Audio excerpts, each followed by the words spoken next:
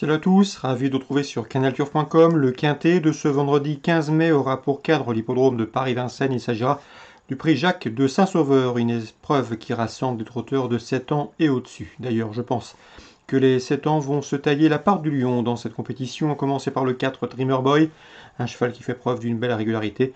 D'ailleurs, lors de ses 9 derniers parcours, il a enregistré à 8 reprises un classement parmi les 6 premiers, signant même 5 podiums. Il sera pieds nus ici pour cet objectif et devrait une nouvelle fois répondre présent. On lui posera le numéro 9, Diablo d'Airfray, qui retrouve le tracé sur lequel il s'est imposé à ce niveau. C'était courant janvier, il sera pieds nus, ce n'était pas le cas lors de son dernier parcours.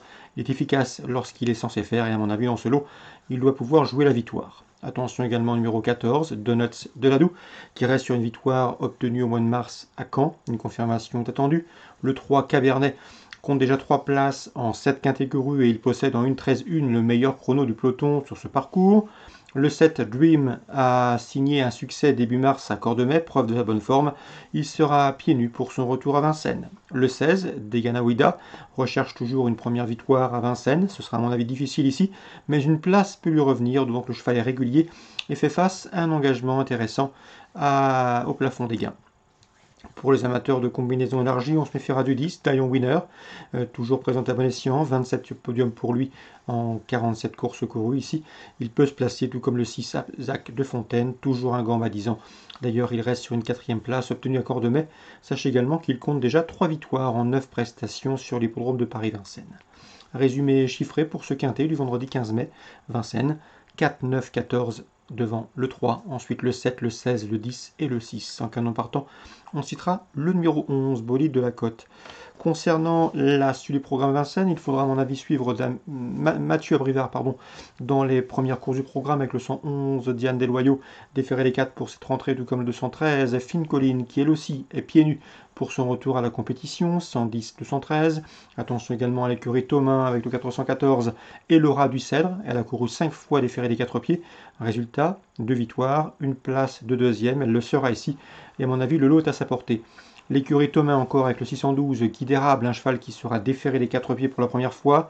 Sachez qu'il compte déjà 7 podiums en une dizaine de courses courues et à mon avis ici, il peut bien faire, d'autant qu'il a gagné sur le parcours proposé fin novembre. David Thomas encore, pas pour son père cette fois-ci, mais pour la Casaque du Bois avec le 711 Hello My Joe. Le cheval a bien gagné à Vincennes courant janvier sur la grande piste et à mon avis il peut ici confirmer sur la petite.